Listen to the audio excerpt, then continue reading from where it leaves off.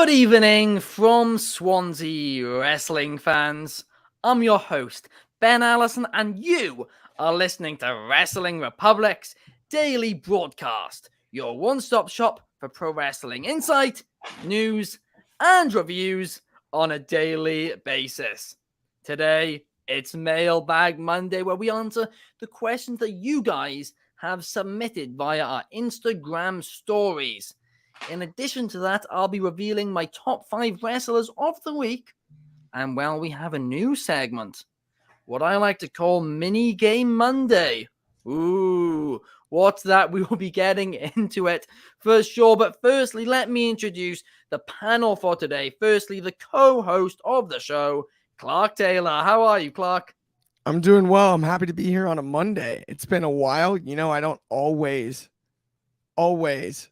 appear on Mailbag Monday, but I'm here for today's Mailbag Monday because I'm excited about Mini Game Monday. This is a great week. I'm stoked to be here, and let's get right into it.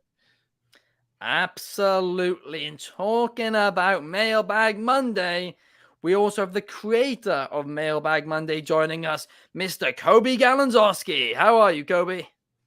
I mean, you did rightfully need to put me over in that way and say it is my creation. But over here, Ben's trying to create Mini Game Monday. Like, what is this? He's trying to combat Mailbag Monday. Like, what? This is bogus. This is BS. However you want to view it, it's a Monday. We got Monday Night Raw tonight. At the end of the day, I mean, I'm here to win. So I guess I can win something today. Oh gosh, and we'll get into that in just a couple of minutes. But also joining us for the second day in a row, he's new here at Wrestling Republic, Bret Sternberg. How are you, Bret? I'm good. How is everyone doing today? Nice to see everyone. I'm excited to get into this Mailbag Monday. It looks, Coby, like he's coming for your headline, but I would watch out for that. And yeah, let's roll right into it. Let's have fun. Absolutely, and yes, Coby, I've now taken over Mondays here at Wrestling Republic. But no, let's get straight into it. And let me get into two of my top 5 wrestlers of the week. In at number 5, we have Santos Escobar, who not only defeated the United States champion Austin Theory in a non-title match this week, but he also, at a meet and greet, helped a kid who was really overwhelmed in a really great moment, if you haven't seen the video already. Then at number 4, I have Sonya Deville and Chelsea Green, who of course won the Women's Tag Team Championships. In at number 3, we got Claudio Castagnoli, who went the distance in blood and guts before just 2 days later defending his championship against Pac in a great match at Ring of Honor. In at number 2, we have Athena, who at the Ring of Honor pay-per-view defeated Willow in what, in my opinion and Coby's opinion, was a 5-star classic.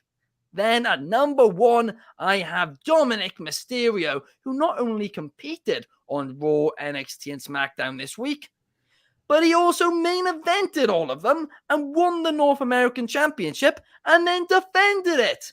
Fantastic week for Dirty Dominic Mysterio. And yeah, overall, it was a great week for wrestling. And those are my top 5 wrestlers of the week. But talking about listing things, let's get into Mini Game Monday.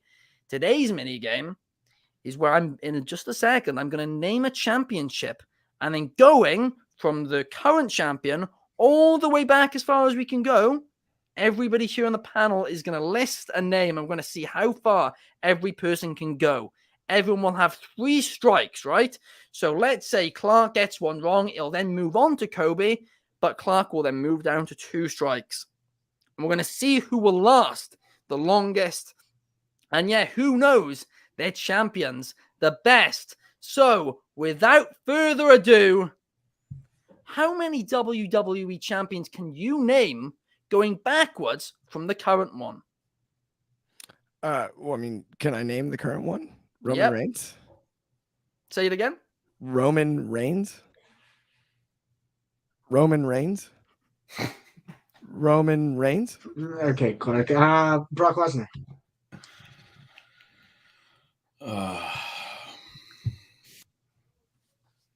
Who you got, Bret? Oh, Bobby Lashley. Incorrect. No. Sorry. That was my bad, Bret. You are correct. Clark? No, I was No, he's not.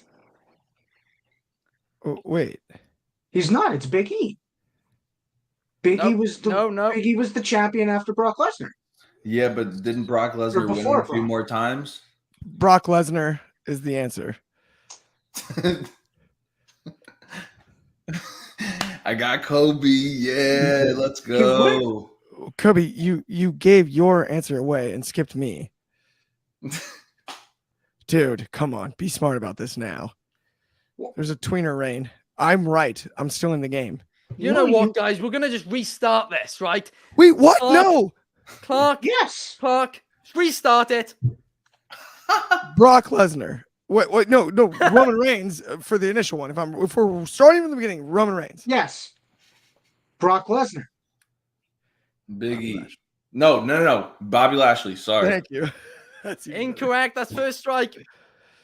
Whoa. Okay. I'll take it. better. So am I saying the same name that he just said, Bobby Lashley?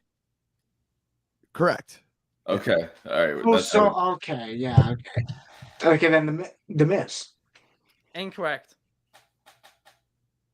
What? Who was the previous one that we just named? Bobby Lashley.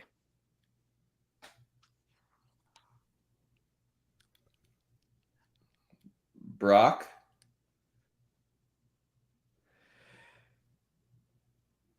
Big E. He only had one title reign. What are you talking about? Yeah, we only just got onto it. You're going forwards. We're going backwards, baby. Okay, Bobby Lashley. You are correct. No. Well, yeah. Then it would be the Miz. It would be Let's go. for I didn't know if I was going to get that. Miz. It would be Miz cashed in on. I'm out. I actually don't know. Okay. Strike one for Clark. Drew McIntyre.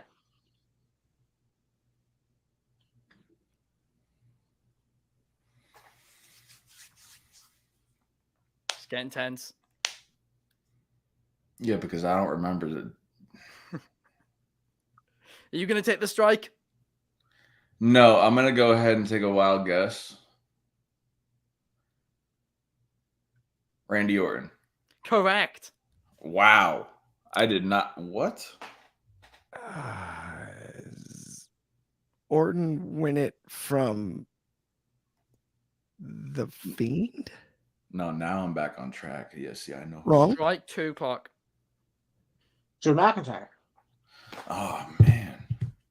See, now I'm stumped. I'm taking my strike. Yeah, I forgot about that. Strike two, Bret.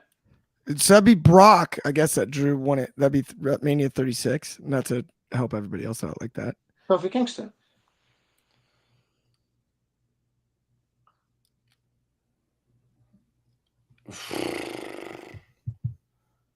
Was it Daniel Bryan? Correct. AJ Styles? The Maharaja Jinder Mahal. Strike two. That's strike three. Bret is Oh, out. strike three. I'm out. I mean, honestly, I'm on strike three as well. I have no idea. Randy Orton. And just like that, Coby has won. It was a bit rough that at the start, guys, but we got there in the end. Yeah, Coby ended up winning it, and yeah, listing all the way. Coby got so off the hook on the Big E thing. No, It's but not also my first strike was ridiculous. It No, was. I said Yeah, I'm taking your first answer. man, Yeah, but I love you like a brother, but I have always had the games rigged against me since we started this. It's a Someone's fact. rigged against you. The argument is it's rigged against I went me. on strike in April over this, as you remember.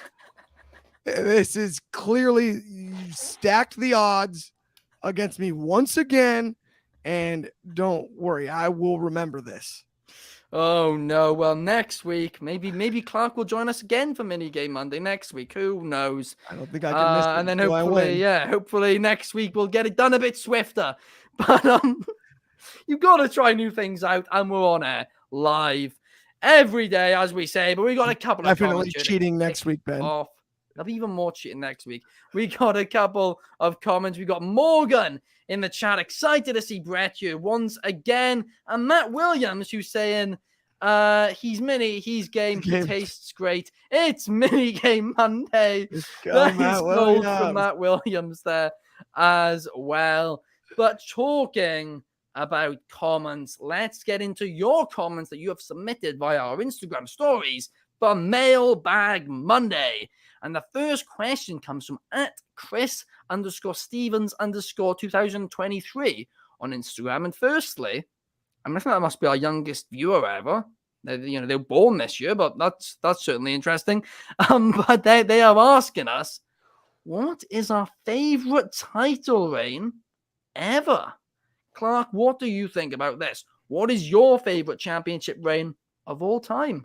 There's so many, but I got to defer to one. It's the boyhood dream, Shawn Michaels, WrestleMania 12. Oh, yeah. It was my first wrestling show in Anaheim with my dad, watching him, rappel down from the rafters and win that 60-minute Iron Man match against Bret.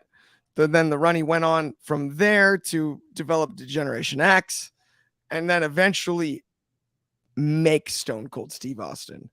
Mm-hmm. The reason that Shawn Michaels is Mr. WrestleMania is because WrestleMania 14, he made the biggest star, the biggest draw in wrestling history, Stone Cold, that night.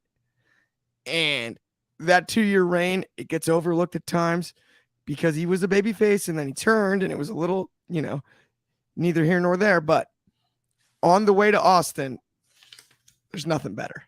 That's a great shout there, Clark. What about you, Coby? What is your favorite championship reign of all time? Yeah, so, obviously I have a lot of years. I have way less years than some of the panel here, but I can't. I'm doing my best to just not say Roman Reigns right now. And I'm not going to say Roman Reigns. As of right now, it was a very historical reign that started at NXT TakeOver New York. Well, now known as Gunther, but Walter beat Pete Dunne in a phenomenal match. And we talk about effective title reigns. We talk about an effective length, effective title matches, the start and the finish. This had it all. Walter not only beat Pete Dunne in a phenomenal match, he had great title defenses against the likes of Tyler Bate, Ilya Dragunov, Joe Coffey. There's probably a kid. There's a number more. And the final title match at TakeOver 36, when Ilya Dragunov did defeat him, it meant something to Ilya Dragunov. It meant something to their personal story. It meant something because it was such a historical reign. So I have to go Gunther's United Kingdom Championship reign. That is a top shout. I'm actually almost wishing that I thought about that now, Coby, as well, because it was great stuff. But what about you, Bret? What is your favorite championship reign of all time? It's hard not to say Roman Reigns right now, but because he's literally the best thing that they've kind of put out as a product besides Seth Rollins, I'll say, as of late. But I loved Brock's reign, as I love heel reigns.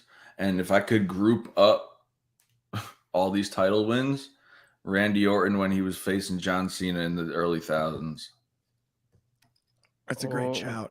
That is a very good shout. Randy Orton's villainous was insane. It was top notch. Actually, that is another great shout. You guys have all given really great shouts. I'm going to go for a completely different route, right? I'm not even going to be talking about WWE.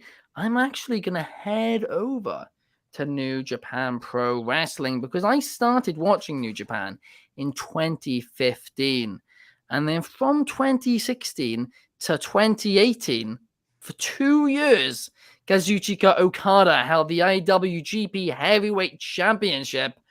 And wow, oh wow, basically each defense was it was almost every defense was a classic. I got to the point where I stopped believing that he'd lose the championship. It's kind of in a similar position to what Roman Reigns is in now, where it's like you just don't believe he's going to lose it anymore. And of course, he eventually did, to his longtime rival Kenny Omega. But yeah, from June 2016 to June 2018, he was just putting banger after banger after banger every single month. And I was relatively, new to New Japan at that time. So for the first, pretty much most of the first 3 years, I was into their product.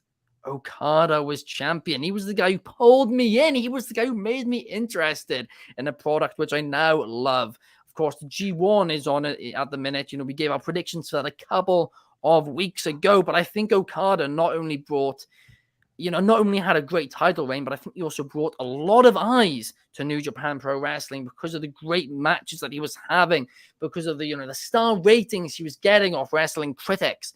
I think that really did help New Japan, from both a business standpoint and a content quality, match quality standpoint as well. So for me, it's going to be Okada. But like Coby touched upon, obviously me and Coby have been watching wrestling for a lot, less time than Clark and Bret have been, watching. So of course there is going to be a recency bias there for me. But yeah, Okada is the one. Clark, my question for you real quick is, do you think when all is said and done, do you think Roman Reigns, if they wrap it up well, could actually go down as the greatest championship reign of all time? I think that's always something that's up for debate. So the answer is, I think that's something that promotionally and marketing wise is going to make a lot of sense. By the time we get to the end of that, there will always be, you'll hear the Bruno Sammartino argument. You'll hear Hogan. You'll hear every argument about, and we're not even talking about Ric Flair yet, who, while he never carried the WWE title in particular for that long, the big gold belt, and his 16 reigns, there's an argument to be made about that. That's the fun of professional wrestling, is the history all added together, the fantasy booking, the idea of your favorite generational wrestler versus another person's. Yeah. What would happen? How would you do it? It reminds me a lot. What is the scenario, right? Yeah. Yeah, it reminds me a lot, actually, of the pound for pound argument, in MMA, where there's, the best pound for pound fighter. It's all kind of speculating at the end of the day. Yeah. But Bret, I saw you shaking your head there. Do you think that Roman Reigns is, not going to go down as the greatest reign of all time? Depends what age group you ask, because if you ask my father, he'll say Bruno Sammartino. Yeah. Because Bruno Sammartino literally held the belt, I believe it was for almost a decade. Yeah. I think just slightly over even. I think it was actually 11 years. Yeah. So, and that was because they were traveling to different territories, making their names big and everything like that. Right now, I think it would probably be Roman Reigns to go down as current, like, all-time WWE. Yes, I completely agree with that. Bruno Sammartino would definitely go down as the best one for an older generation, though. Yes. Yeah. No, that does, make a lot of sense. And just a quick correction, Clark, on your point, it was 7 years. It's 7 years. But is okay, but adding them up, sorry, yes. If you add all of his reigns, but that doesn't count. It's greatest reign, not championship. No. I know for the conversation we were having previously, but my point was, like, right, they put him in that position to carry it for not just 7 in a row, but like, right, cumulative wise, he's not on the 16 championships list, and I'm not trying to bury any leads.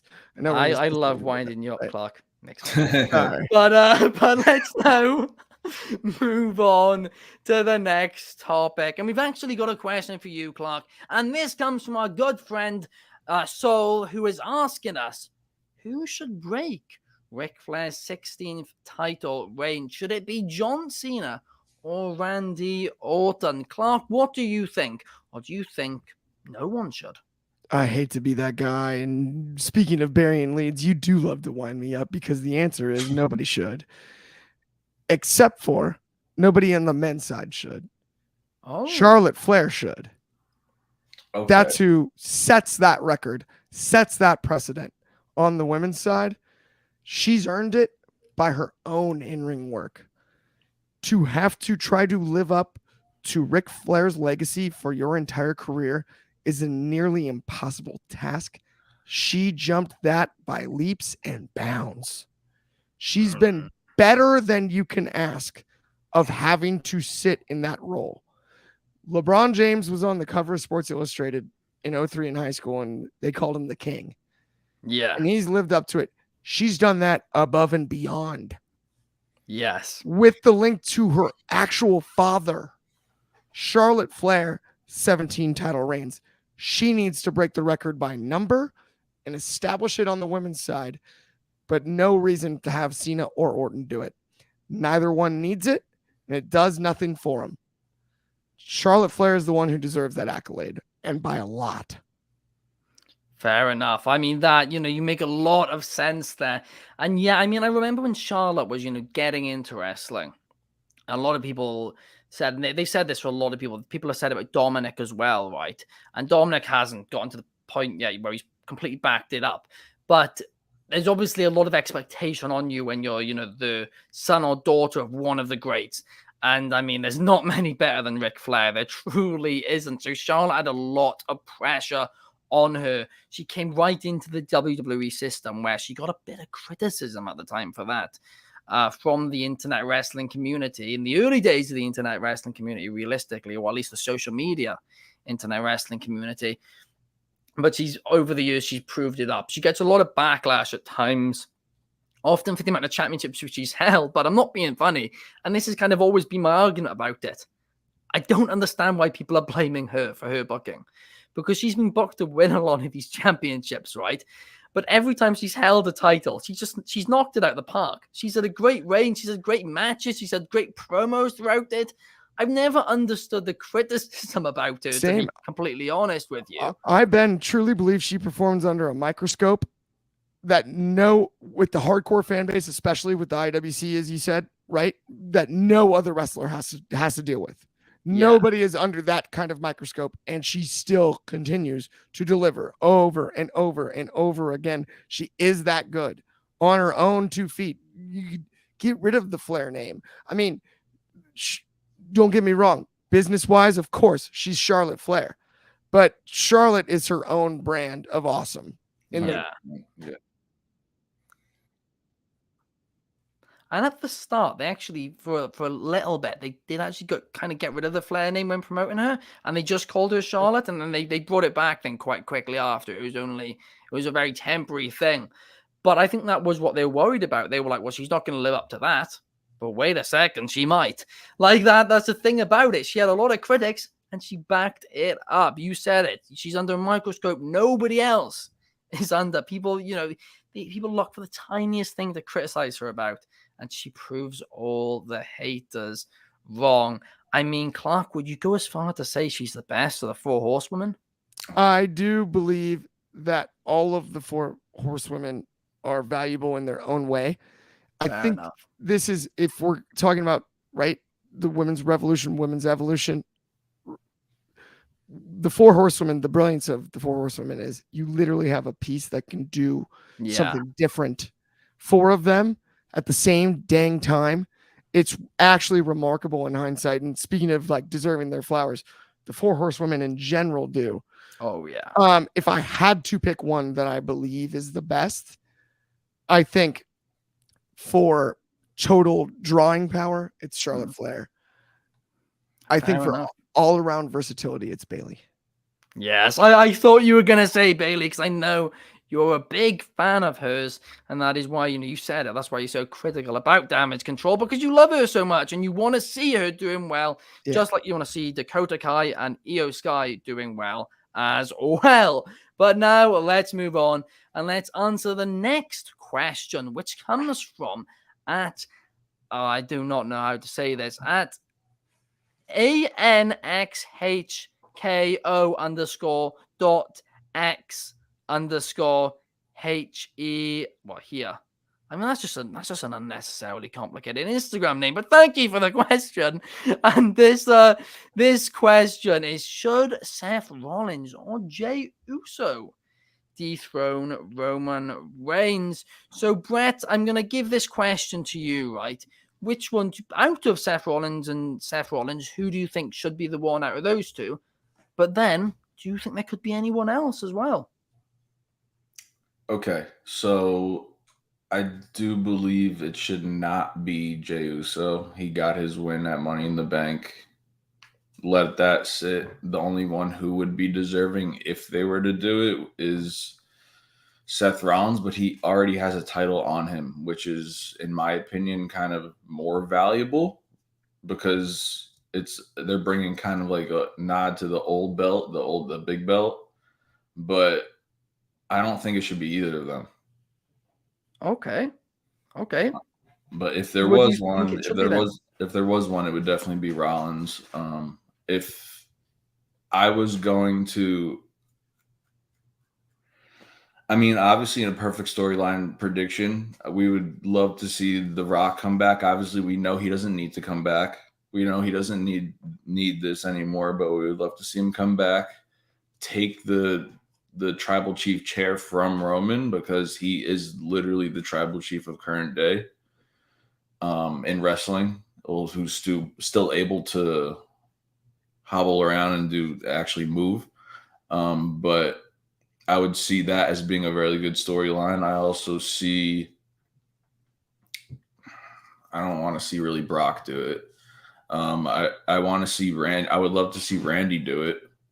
He hasn't, in my opinion, been given his roses yet, even though he's carried that show for almost 2 decades.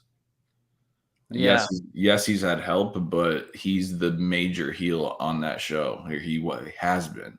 So I would love to see someone like him go ahead and do it. But another perfect storyline, really quick, would be Cody Rhodes. Even though I'm not the biggest fan of him because he did go back to WWE. It's but anyway, they're doing great with him over there. I just think that if they're going to go ahead and capitalize off of bringing him in with what they're doing, it kind of fits perfectly if the bloodline kind of gets back together, eases things up with each other, and then he focuses on outside of the bloodline. No, I mean, that could be very interesting. I mean, a lot of people want to see, Cody Rhodes finish the story. A lot of people think it could happen this year. They do, Rocky-style story in Philadelphia. I mean, that could certainly be and Ben, exciting. To your point, right? Like the story tells itself. The opening, lyrics of Cody's song are "There's more than one royal family in wrestling." Yeah, they're having tribal war right now. Well, there's one more, the Rhodes, right? There's more than one. I mean, that's I think Kingdom is corny as the next guy. I'm kidding. I have to get my Cody jab in when I can. But at the end of the day, right, the story does write itself, but let's tell it on screen this time. That was my criticism earlier in the year. Yeah, no, I mean, that was a fair criticism as well. I mean, my argument with the Rock argument, right? Because a lot of fans have been, pitching that. My thing about it is, from a fan's point of view, I would like to see it. Roman Reigns versus The Rock for the championship, and see The Rock beat Roman. That would be cool. But here's the thing about it: I believe it's not an if, it's a when Roman Reigns is leaving WWE. I know he's part-time now, but I think he's going to become even more part-time in like a year or so. And that's why I kind of want it to be Solo Sikoa, because I want him to actually pass on the tribal chief crown to somebody who's, going to be there and help be the next generation, basically. And it's kind of crazy we're saying that, considering Roman Reigns is kind of only now just peaked. But I think it's unfortunately good. I think he's going to be out of WWE in not too long, at least on a full-time basis. Well, he's not even full-time now, but you know what I mean. So yeah, Solo Sikoa is who I would personally like to see take the gold of Roman Reigns. But Cody Rhodes, also a great shout, and so is Randy Orton, because like we touched upon in the last one, that would get him one step closer to Ric Flair, and then, well, they'd both be on 15, Cena and Orton. So you could do Cena versus Orton, and then, you know, if Cena wins, he gets the 16 for, or whatever. You could do something like that. But now let's move on to the next question. And the next question is by @the_and3maniac. And this question is for Coby, and it is, how would you book LA Knight's rise to glory? Now, of course, a lot of people, a lot of the fan base here in wrestling want to see LA Knight, get a push right now. I spoke about it on the show the other day. Me and Chaos were in the tube station after Money in the Bank. You could just hear, the entire way, right? But yeah, he's very over right now. He's the one fans want WWE to push.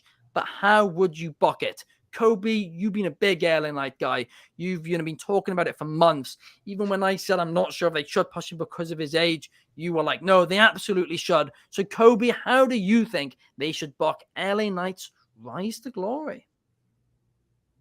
I mean, this is the perfect question for me. I mean, like I said, it's been the last 6 months of me and Ben grilling each other about LA Knight. At the end of the day, I think we always talk about the importance of character work surrounding just wrestlers in general and surrounding LA Knight. And there's two things that we can kind of work with here. LA Knight, and this is happening right now. LA Knight comes out to the ring, and he's in the ramp, he's on the stage, he's standing there. He is approaching speechlessness. He is getting so much love and so much adoration that as a heel he shouldn't be getting. So if this is the beginning of, okay, well, LA Knight, yes, he's a heel, but he's essentially the people's face right now. That's one way we can turn it. That's one way we can start approaching is, okay, is LA Knight going to lean into the people, lean into being that fan supported and fan driven to the top superstar? I think that is the way to go. He currently is still processing the fact that he's getting this appreciation, getting the people to say LA Knight or saying and there's so much stuff he's getting, and it's like, well, what? He doesn't know why he's getting it because he's a heel. At the other thing is I think LA Knight should be a nearly man. This is somewhere where you can take it for the next year, if we're saying, okay, book LA Knight's rise till next year's WrestleMania, you can build it till next year's WrestleMania. You can take another year, but I think he needs to be a nearly man, because there's a lot of talent in WWE that know how to make someone look good, look great, look amazing, however you want to say it, in a loss. Yeah. Yes, LA Knight needs victories, but he can also have classics with a lot of stars, and they can make him look like $1 million, if you want to say it like that. Names I can see: LA Knight versus AJ Styles, LA Knight versus Edge, LA Knight versus Randy Orton, LA Knight versus Gunther. Sheamus is up there. He has the experience to carry someone. We have Seth Rollins. We have Kevin Owens. We have Drew McIntyre. Miz always does really good. Kofi Kingston has the legacy, not the legacy, but Kofi Kingston has the experience. Yeah. There's a lot of names of guys that you put him in, LA Knight could beat or could lose. Like, if we get an IC title match between LA Knight and Gunther, Gunther's going to make LA Knight seem like such a top star.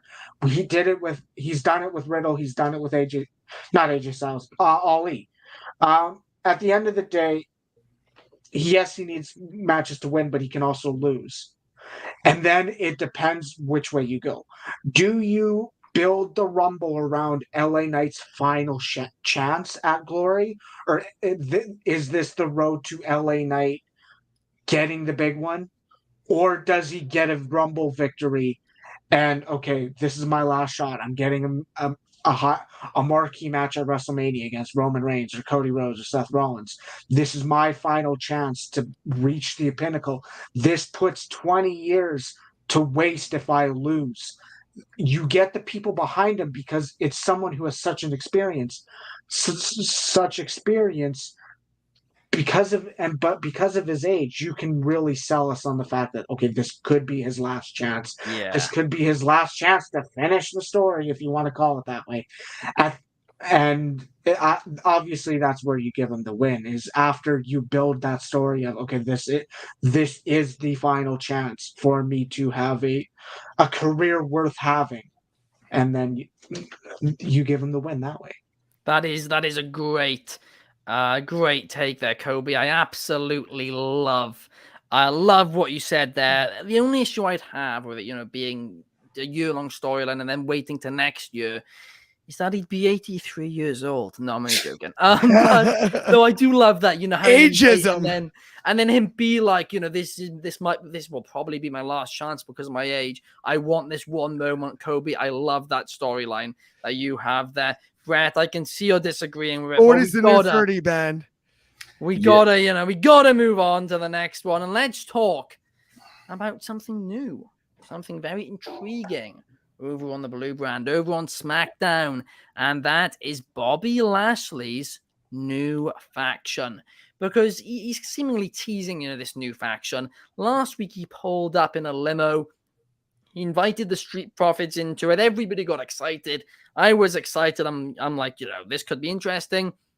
Keeps the Street Profits feeling a bit more fresh, because not that they're getting stale, but they haven't really done much lately. So I love that. But then this past week on SmackDown, Bobby Lashley met with Carmelo Hayes and Trick Williams. And now that is very, very interesting. NXT champion Carmelo Hayes. Now, of course, he's defending that belt this Sunday at the NXT Premium Live event. So perhaps he could drop it then to Dragunov. And maybe Carmelo Hayes could be getting called up. And, them doing Bobby Lashley, Street Profits, Carmelo Hayes, and Trick Williams. Wow, that's a brilliant faction. But, Clark, I want to know which, I want to know what you think about this potential faction so far and who you think should be added to it. Oh, I've got ideas, my friend. I am excited about this. All I can think, though, is, wait a minute, didn't he have a tag team that he's buddies with in the Hurt Business? Shelton Benjamin and Cedric? And what I want to see is one more meeting with them. And then, because we don't need 7 guys in a faction, but 5 might make sense. And a well-told storyline and rivalry. Profits against Trick and Mello. And that's how you bring Trick and Mello up to the main roster. Ooh. And either or. And I hope it's Trick and Mello end up as the newest members of the Hurt Business. That would be fun. That is a very great perspective, Clark. Do Street Profits versus Mello and Trick, and then have the winner join the Hurt Business. And I think the only issue is they're on Raw. But then again, they don't really care. I mean, the Hurt Business on Raw. Brand split's over. But yeah, the brand split is over. So, whatever. But Coby, what about you? What do you think about this new proposed potential faction? And what do you think about Clark's idea? I think this is an incredibly tough position, because we got to look at how they did the Hurt Business and how can they differ. This isn't just, let's recreate the Hurt Business. We have to figure out a way to make them differ, a way to make a different faction, a way to change people in them. Do we have MVP in it? I don't think we do. But I almost want to say this could be a modern day version of Evolution. Because Evolution, if we sit there, a lot of them, they were presented, they were walking around in suits, they were walking in business attires, and there was always there was the past, the present, and the future within that faction. I think you can do that with here. I think you can do Lashley. I think you could do Carmelo Hayes in it. I think you could do Street Profits, and I think you could also. This also could be a way to implement Bianca Belair, because it is not unknown real estate, or we aren't oblivious to the fact that Montez Ford is with Bianca Belair. So I think this is where you could probably put them together in a faction environment like that. They somewhat did that with the Hurt Business, where they were in the suits, they were all about the money, the business. I think you can kind of follow that, but keep the past, present, future dynamic that you could build up. But I don't think Shelton Benjamin and Cedric touch it. Fair enough. I'm going to be honest, Coby. I love that take there. It almost gave me goosebumps. The modern day, evolution. You got Bobby Lashley, you're going to Montez Ford. I mean, obviously there'll be 5 guys instead of 4. But even still, I think you can do it. It's just you want to make sure that Trick and Angelo Dawkins don't just kind of fall to the side and be forgotten about a little bit. That would be the only worry. But I do love that, and it could certainly be a way to elevate Carmelo Hayes long term and Montez Ford into the main event scene. I'm all for that idea. But Bret, what about you? What do you think about it? I think that was a great take as well. I do believe that Bobby Lashley could use a decent sized faction, not just 2 other people, but along his side. I think it would be strong for the brand as well.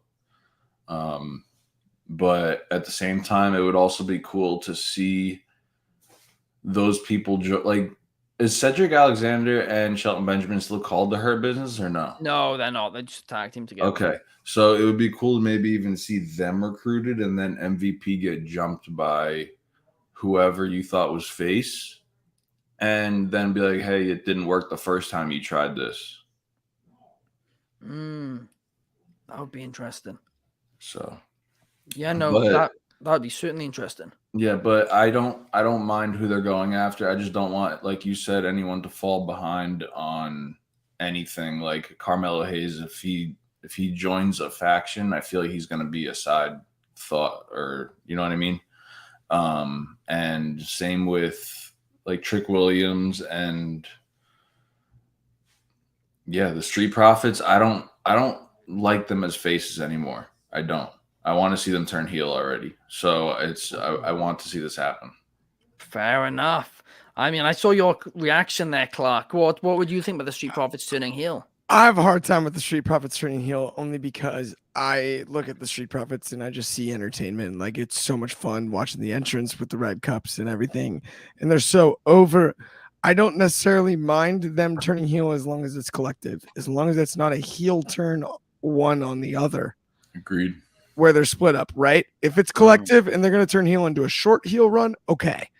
If it's a turn on one or the other, like Dawkins is just going to get messed around, and that will bother me for a long time. Yeah. No, that, that does make, a lot of sense. Like, could Dawkins, recover from that? But let's just hope they keep them all together. I'd love it if they could make this 5-person faction work. I think it would be incredibly difficult to book. I really do. But if they manage it, well, it could be gold. It's one of those things where it will either flop and, not really anybody will benefit from it, or it could become legendary. And I hope it's the latter. I really do, because I'm a big fan of all 5 of these guys. Bobby Lashley, Carmelo Hayes, Trick Williams, Angelo Dawkins, Montez Ford. I love them all. And I think they all have a place, a strong place in WWE. Perhaps in this faction, you have other Street Profits as, the tag team. Lashley's the main eventer. Carmelo Hayes is the mid-carder. And then Trick Williams is the plug and play. Perhaps something like that. I think that would work, very, very well. And Trick Williams on the mic, that could be interesting as well as a, mouthpiece for them as well. But this pretty much, actually, I've got a comment here from Bailey who is saying Cedric desperately needs something to do. He should be a lock-in for this group. I mean, I love Cedric. I really, really do. But how many people can you add? Put him in NXT. Maybe, yes. That's a good point there as well, Coby. I mean, maybe you do Clark's idea and then have Cedric join the group instead, and have either the Street Profits or Melo and Trek join and have them feud against each other, and that's how you have them debut. That's a great shout. But that brings us to the end of the show here today, guys. Thank you so much for watching. Please hit the like button and subscribe if you're on YouTube, and if you're on Spotify, A cheeky 5 stars helps us out massively. We'll be back here this, well, not the same time tomorrow, an hour later tomorrow. So 9 p.m. UK, 4 p.m. Eastern, and 1 p.m. Pacific time. Thank you so much, and thank you to Clark, Coby, and Bret for joining me here today. We will see you guys tomorrow. Enjoy your day.